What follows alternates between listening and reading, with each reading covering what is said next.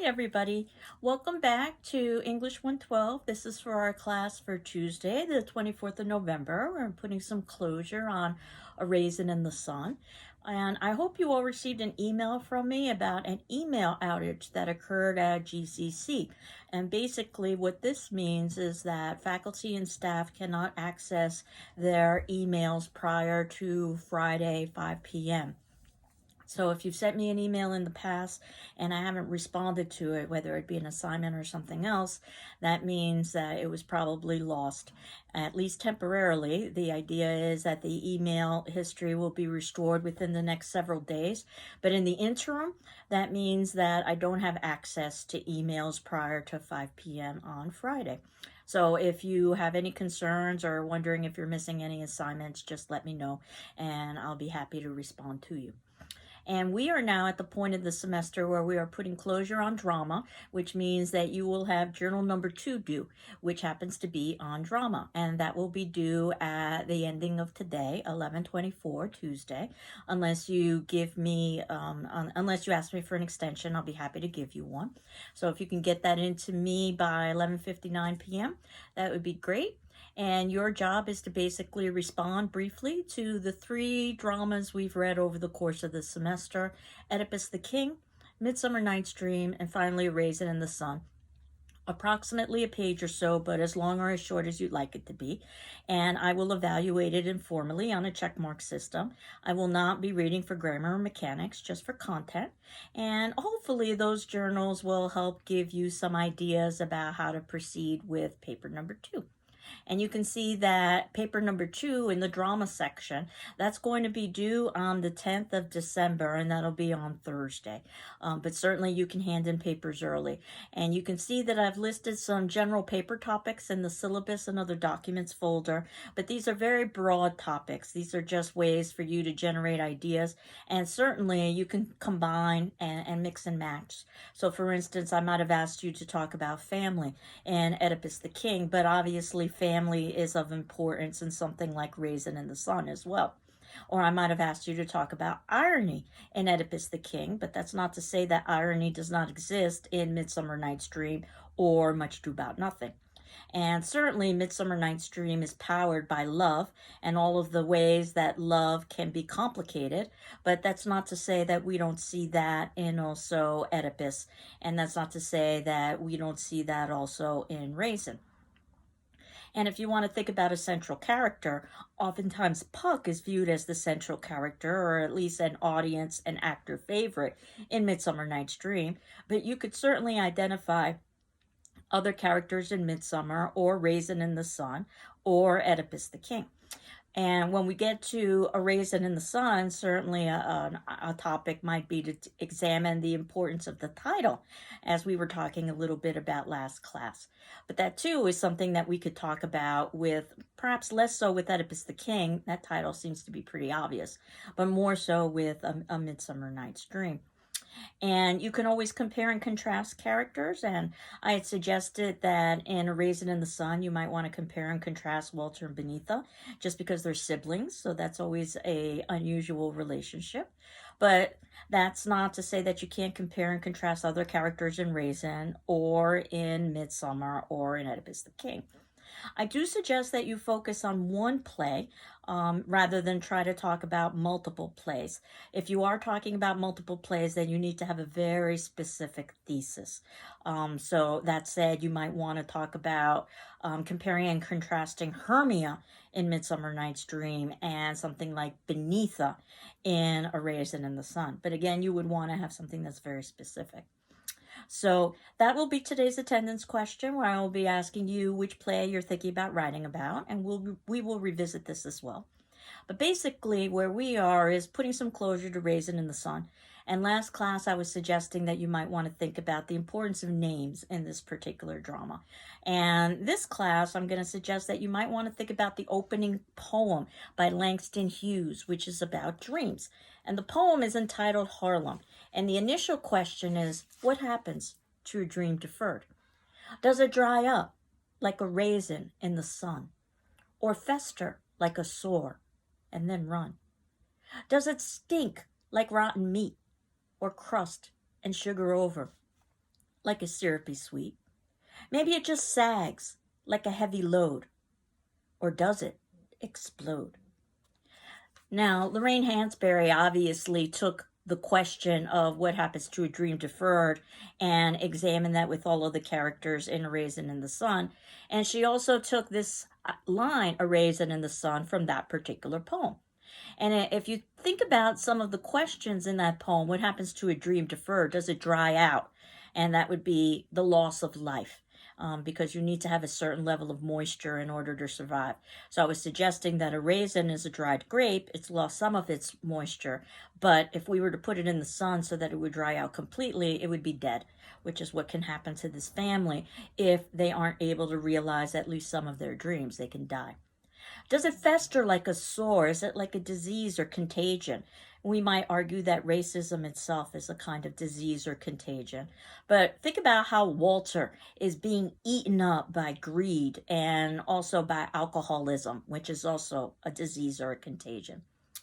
Does it stink like rotten meat in the sense of decay, in the sense of death and loss? Something that we talked a little bit about when we talked about A Rose for Emily. And at one point, Ruth is thinking about ultimately having an abortion, killing, in effect, her own child in a time when abortion is illegal in a home that's highly religious. So we can see the kind of decay that's overwhelming this family. Or is it syrupy sweet? Is it unpleasant and fake? And I think of somebody like a Mrs. Johnson who pretends to be supportive of the family, but obviously she's taking great delight in the fact that the family is likely to encounter resistance by moving into an all-Caucasian neighborhood. In fact, even violence. Or does it sag like a heavy load? It's a burden that's tiresome. And we see that with Ruth, who's exhausted at the beginning. And even at one point with Mama, when towards the ending of the play, she says that she's aspired for a little bit too much. And there's a little secondhand bureau that she can buy, and they should just be content and not aspire for moving into a place where they're not wanted. Or does it explode with anger and violence? And certainly we see Walter on the cusp of anger and violence throughout this particular play. And for Mama and her dreams, it's mostly for the family. This is a place where she is going to have a home where she could continue to raise and nurture her family. The apartment was meant to be temporary, but now it's where they've lived multiple decades and they've got multi-generations living in that particular apartment that's much too small and much too unsuitable. She wants sunlight in order to encourage their growth. She wants a garden. A garden also represents something like growth and nurturing, which is why the plan is so important. Walter wants wealth. And he wants to be a business owner. He wants to be responsible for himself, but he also wants to be the family caretaker. So while we could certainly see a certain level of selfishness there, we also can have a certain level of empathy in that he wants to take care of his family. He wants to be able to buy nice things for Ruth. He wants Travis to be able to choose his college. And that is something admirable, the idea of trying to make the next generation inhabit a place that's better than the previous generation. Ruth also wants a home for her growing family. She's very similar to Mama. And she also wants privacy. And you can think about the difficulties that Ruth must have living with her mother-in-law, how difficult it would be to raise a child or to have intimate moments with Walter. Beneatha wants an education, and she wants a career, and she wants an identity. Those are some of her dreams, and her cultural identity is something that she embraces with the Sagai. But this idea of education and career, again, it could seem to be somewhat selfish because she's choosing a career that is associated with status and money. But when she talks a little bit about her reasoning for it, that she wants to be able to heal, we can have a much more empathetic view of her. And while she might come off as selfish, dating a couple of guys and having multiple hobbies, she also is a representation of her youth and trying and experimenting new things. And Travis, even his dream to carry groceries, which I had talked about last class, which could be seen as a positive for his work ethic, but also could be seen as a negative in that he's concerned with money when he's so young. One of the great things about Lorraine Hansberry is her incredible use of language, right down to the stage directions, which, if we were watching this play performed, we would never be exposed to the stage directions. Now, you know, the stage directions are the clue for the director on how to stage this particular drama. But I just wanted to read you, and for this would be on my page 23, if you're using the same edition of the text that I ordered for the class. And this opening act with Act 1, Scene 1. And I wanted to read you the first few lines of the stage direction just to give you an idea of how literary they are, even though most audiences wouldn't even be exposed to these stage directions. The younger living room would be a comfortable and well-ordered room if it were not for a number of indestructible contradictions to the state of being. Might I suggest that would be a great paper topic about the indestructible contradictions that go on within this particular play. Its furnishings are typical and undistinguished, and their primary feature now is that they've clearly had to accommodate the living of too many people for too many years, and they are tired. And how well put is that, personifying the furniture and giving them human qualities of tiredness, that everything is tired. And then a seemingly small detail on page 26, when we're introduced to Ruth and Walter, we can already tell that there's tension going on in the marriage when she asks him how he would like his eggs, and he says anything but scrambled. If you watch carefully, she scrambles those eggs, or if you read the stage directions carefully. So she's deliberately defying him, so there's a little bit of passive aggressiveness. And one could say that Walter is all scrambled up as well, and he's trying to find direction. Lots of topics that are discussed in this play. Racism is certainly one of them, but so is sexism. And we see that with Walter when he's talking to his sister, Benita, and says on page 38, who the hell told you had to be a doctor? If you're so crazy about messing around with sick people, then go be a nurse like other women, or just get married and be quiet. And certainly we see a transformation in Walter as the play progresses. And I also wanted to note the differences in language between characters like Walter and Benita. Benita speaks in a much more formal academic way as compared to Walter or Mama. So the idea that their language is very much illustrative of their personalities and backgrounds. An important reason why it's important for this family to leave is not just because they don't have enough space, but they're in a place that really is unsanitary and unhealthy. The Sidney Poitier film version of this left out this particular scene, but I think it's incredibly important when Benita and Ruth and Mama are speaking with one another about the idea that it looks like now that that Ruth is now pregnant. And then at one point, there's a commotion. This is on page 58. Outside the window, Benita goes and sticks her head out and says, Travis, what are you doing down there? And she sees, oh, Lord, they're chasing a rat. And then when Travis comes upstairs on page 39, he is all excited and says, Mama, you should have seen the rat. Big as a cat, honest. Golly, the rat was really cutting, and Bubba caught him with his heel, and the janitor, Mr. Barnett, got him with a stick. They got him in a corner, and bam, bam, bam. And he was jumping around and bleeding like everything, too. And there's rat blood all over the street. And this scene, as well as the reference to the roaches, indicate that they are living in a situation that is unhealthy, both physically and emotionally. The meaning of money on page 74, which is one of the major themes in this particular drama, is discussed by Mama and Walter. When Walter says on page 74 to Mama, when Mama asks, why do you talk so much about money? And Walter says, because it's life, Mama. And Mama says, oh, now it's life. Once upon a time, freedom used to be life. Now it's money. And I guess the world really do change. And Walter says, no, it's always about money, Mama. We just didn't know it. And this is an idea that perhaps is supported by somebody like George Murchison, who thinks that the whole purpose of education, as he says on page 97, is to earn good grades, read books, learn facts, get good grades, pass the course, get a degree, that's all. It has nothing to do with thoughts or thinking on page 97, which makes every teacher's heart sad, probably across America. And A minor detail again when we're introduced to George Murchison, and Walter is teasing him and saying, "Why are you wearing those white shoes? All these college boys are wearing these white shoes."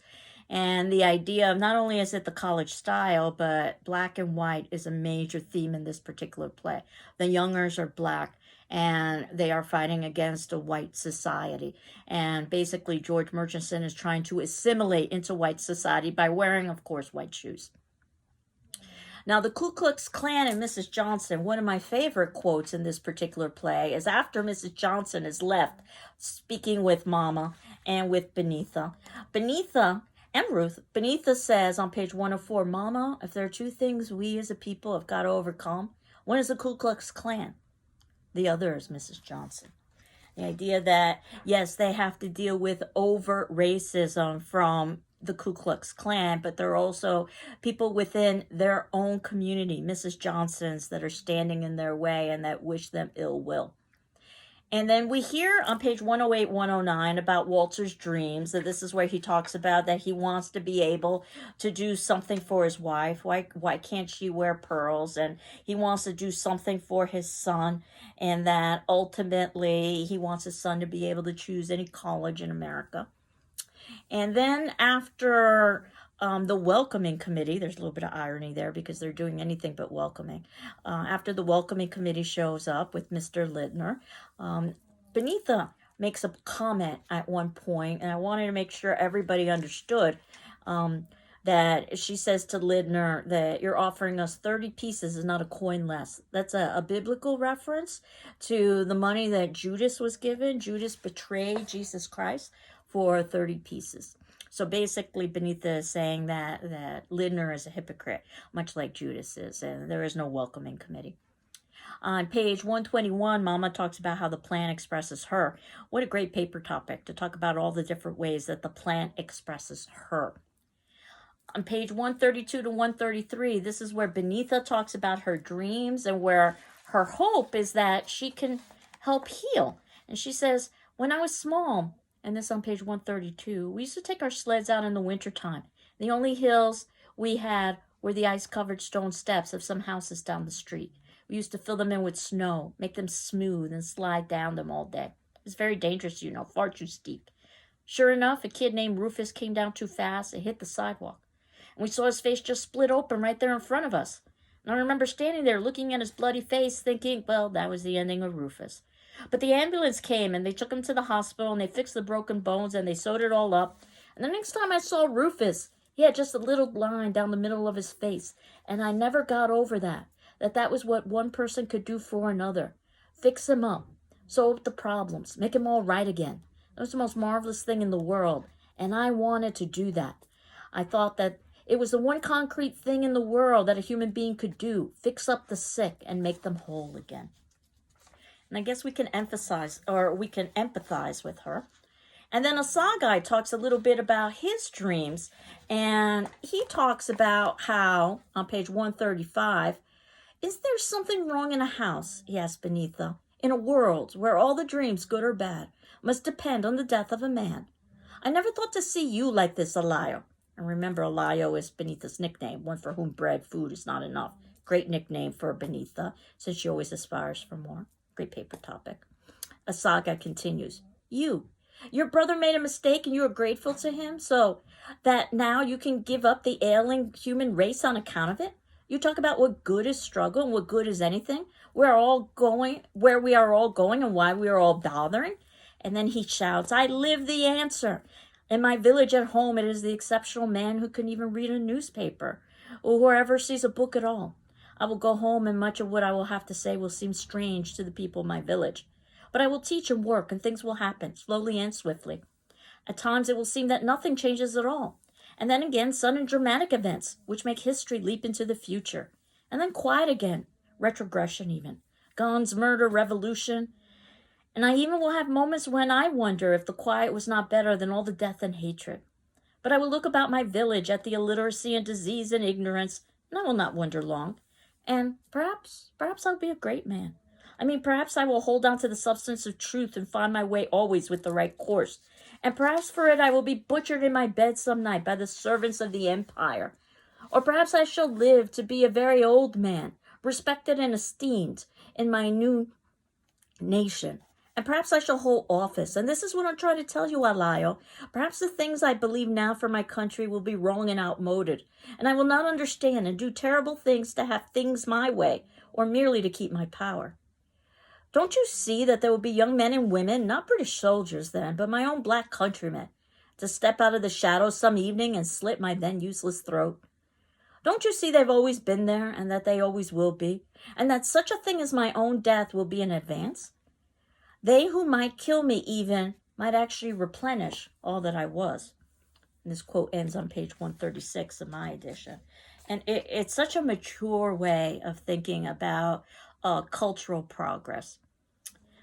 But my very, very favorite quote happens to appear on page 145. And this is when Mama is talking with Beneatha. And Beneatha has been so distraught at this particular point in time and argues that there's nothing left to love of Walter because of what he's done.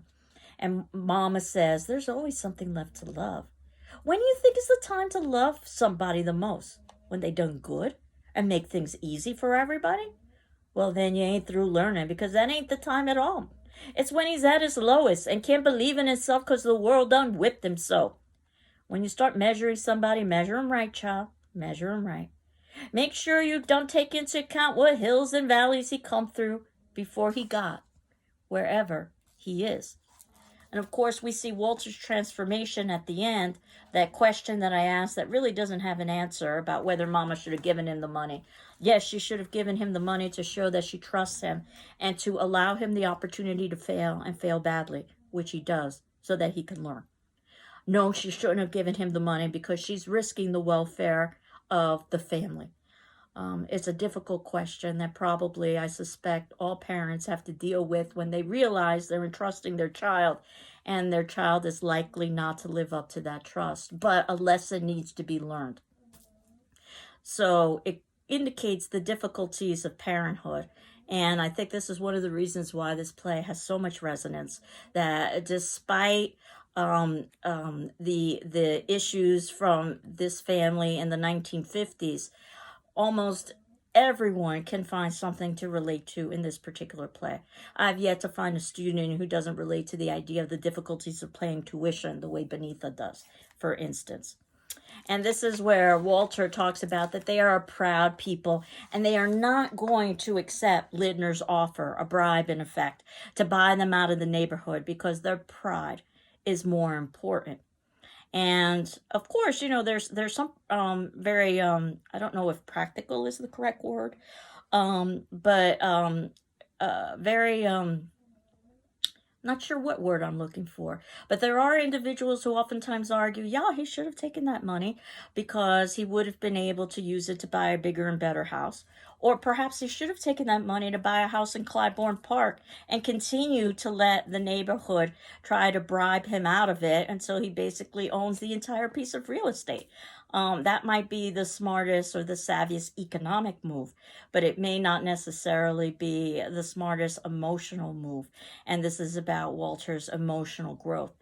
The ending is complex. I mean, it is positive in that the family has united with one another, but the family is also going to face extreme struggle and difficulty. So we don't know how the play ends. I've oftentimes wondered what a sequel might be like, but considering the fact that sequels oftentimes don't live up to the original, perhaps it's best that we're left to wonder. And I always think about somebody like Travis, who's supposed to represent the new generation. After all, he isn't named Walter. He has a different name, and he goes out on his own to buy gifts for Mama. The ages are slightly off, but close enough when you think about how Lorraine Hansberry probably never could have imagined that someone of Travis's age at that point in time could grow up to be someone named Barack Obama, who became the president of the United States.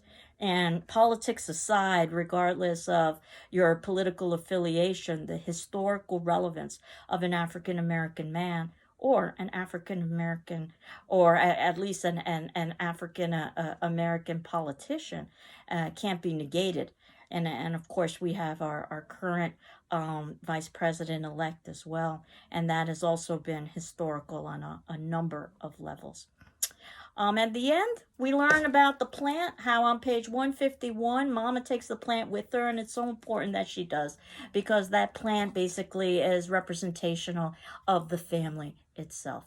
So those were just some of the few elements that I wanted to focus on. And Benita, I believe, says something very telling on page 121, and I'll end with this, about some of the reasons why perhaps, or actually it's Ruth that says this. Benita asked the question. This is on page 121.